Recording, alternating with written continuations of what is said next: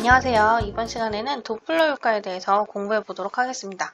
자, 도플러 효과라는 건 뭐냐면 아래 그림에서처럼 파원이 요 음원이라는 파원이 파장의 근원이 이렇게 관찰자들을 향해서 움직이거나 아니면 관찰자가 파원 쪽으로 움직이게 되면 얘들이 다 정지해 있을 때와 다르게 다른 진동수의 파동을 관측하게 된다라고 하는 게 바로 도플러 효과입니다.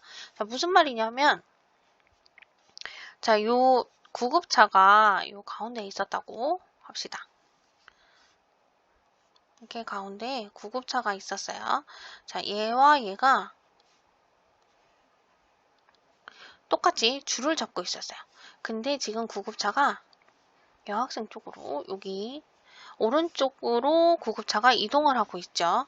자, 그러면 얘들이 잡고 있는 줄이 어떻게 될까요? 이 왼편에 있는 애가 잡고 있는 줄은 이렇게 더 늘어지겠죠? 오른편에 애가 잡고 있는 애는 얘가 다가오니까 구급차가 다가오니까 줄이 조금 더 촘촘하게 되겠죠. 자, 요 애들이 잡고 있는 줄을 파장이라고 생각하시면 됩니다. 그러니까는 구급차가 오른쪽으로 움직일수록 여기에 파장은 길어지죠. 오른쪽에 있는 아이의 파장은 짧아지죠. 이렇게 파장이 짧아져. 그럼 파장과 관련된 앞에서 선생님이 앞 단원에서 설명한 거에서 파동의 속도는 뭐와 관련이 있었죠? 파동은 F 람다였죠, 람다. 얘와 얘 관계에 따라 달라지죠. 얘와 얘는 무슨 관계예요? 역수 관계예요. 파장이 길어지면 똑같은 파동의 속력을 갖는다면 얘가 길어지면 진동수가 작아지는 거가 있어요. 그래서 왼편에 있는 애는 파장이 길어지니까 진동수가 작아지고 오른편에 있는 파장이 짧아지니까 진동수가 커지죠. 진동수가 커지면 높은 음이에요. 진동수가 작아지면 낮은 음을 나타냅니다. 그래서 얘를 구급차라고 한다면 우리가 가만히 있다가 구급차가 지나가면 삐뽀삐뽀 소리에 따라서 이 구급차가 나로부터 멀어지고 있는지 가까워지는지 느낄 때가 있을 거예요. 가끔씩 구급차 지나갈 때. 그때 보면은 소리가 다름을 인지하실 수 있을 거예요. 그래서 나로부터 멀어질 때는 삐뽀 삐뽀 이렇게 소리가 늘어지듯이 나고 구급차가 막 나를 향해서 다가오면 삐뽀 삐뽀 삐뽀 굉장히 하이톤으로 높은 음으로 나타난다는 거 요거만 알아두시면 됩니다. 그래서 파원과 관찰자가 서로 가까워지면 이렇게 가까워지면 파동의 진동수가 어떻게 된다? 높아진다. 그리고 왼편 아이처럼 서로 멀어지면 파동의 진동수가 낮아진다 하는 사실 알아두시고요. 자, 이때 조금 더 자세히 보면 음원이 움직일 때 지금처럼 위에 있는 그림 상황처럼 음원이 움직인다면 파동의 속력을 V, 파장을 람다, 진동수를 F라고 했을 때 음원의 속력은 달라지죠. 이거는 파동의 속력이고 음원의 속력은 VS라고 한다면 이때 관찰자가 듣게 되는 진동수를 F'이라고 합시다. 자, 그렇다면 관찰자가 듣는 소리는 어떻게 달라질까요? 음원이 관찰자로부터 가까워질 때, 음원이 정지해 있는 관찰자를 향해서 다가올 때, 오른편 아이와 같은 상황일 때는 어떻게 될까요? 음원이 관찰자 쪽으로 가까이 다가오면 소리의 파장이 아까 어떻게 된다고 그랬죠? 그지? 짧아진다라고 했죠. 소리의 파장이 짧아진다. 소리의 파장이 짧아지고 소리의 속력은 음원이 정지해 있을 때와 소리의 속력엔 변화가 없어. 매질에 따라 달라지니까 음원은 동일하나 관찰자가 듣는 소리는 진동수가 어떻게 된다? 파장이 짧아진가 진동수가 커져서 높은 소리를 듣게 된다. 선생님이 위에서 설명했던 거고, 자, 요거를 지금은 식으로 나타내고 싶은 거예요. 그래서 요 진동수는 아까 위에서 선생님이 썼던 요 식을 이용을 해서 변형을 해볼 겁니다. 그래서 우리가 듣게 되는 소리, 진동수 F 람다는 파장 분의 소리의 속력이죠. 자, 요 식을 다시 바꿔보면 이 람다 프라임은 뭐예요? 원래 가지고 있는 소리의 파장에다가 얘가 갖게 되는 속력 파장을 빼주면 되는 거죠. 그지? 그래서 요거를 바꾸면 요렇게 바꿀 수 있겠죠? 음원에 대한 걸로 바꾸면 네, V 하시면 앞에도 똑같이 같은 방법으로 바꾸면 F분의 V 빼기 F분의 VS에 V가 되니까 요식 정리하면 어떻게 나오나요? V-VS분의 V의 F 라고 정리가 되겠네요. 자, 요거 다 정리하실 수 있겠죠? 자, 이번에는 음원이 정지해 있는 관찰로부터 멀어질 경우예요. 자, 멀어지면 파장이 어떻게 됐죠?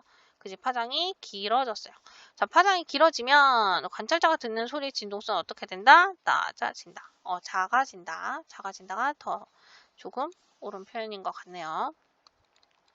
작아진다. 작아져서 소리는 더 낮은 소리를 나타내게 된다. 얘도 마찬가지 진동수를 식으로 바꿔봅시다. 얘는 소리의 현장의 파원을 속력 해주면 얘도 마찬가지. 근데 얘는 파장이 증가하고 있으니까 이 원래 파장에 요만큼이 더해진 거겠죠? 소리에. 그러면 식을 위에서와 같이 변형을 해보면 F분의 V 플러스 F분의 VS분의 V 해주면 얘도 마찬가지. V 플러스 VS분의 V 곱하기 F로 나타낼 수 있겠죠. 자, 그래서 요 식들만 조금 알아두시고 식보다는 이 식은 그냥 만들 수 있는 식이니까 요 개념들을 머릿속에 조금 더 잘 넣어두시면 좋겠습니다. 자, 그럼 이런 도플러 효과 어디에 이용을 할까요? 자, 먼저 속력을 측정하는 데 이용을 합니다. 속력을 측정하는 건 어떻게 이용하느냐? 자, 자동차가 있어요.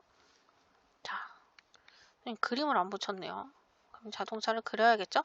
자, 자동차가 있고 자동차 앞에 여기에서 적외선이나 마이크로파를 내보내는 장치가 있어요. 적외선 또는 마이크로파 또는 초음파를 내보내는 장치가 있고 또 다른 쪽에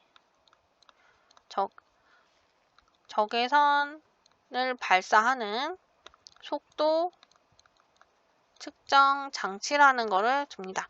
그럼 이 속도 측정 장치를 향해서 자동차가 다가온다면 자, 상황 이해됐죠? 다가오는 자동차에서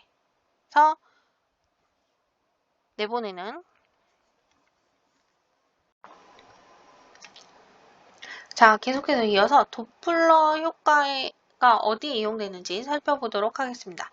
자, 도플러 효과는 가장 먼저 속력 측정 장치에서 이용을 하는데요. 자, 이렇게 그림이 없으니까 선생님 그림을 그려보겠습니다. 자동차가 속력 측정기를 향해서 달려갑니다. 그럼 이 속력 측정 장치에서는 적외선을 발사합니다. 적외선을 발사하거나 적외선 또는 마이크로파나 또는 초음파 등을 내보내게 되는데 여기서 나온 이 적외선이 다가오는 자동차에 부딪혀서 반사되게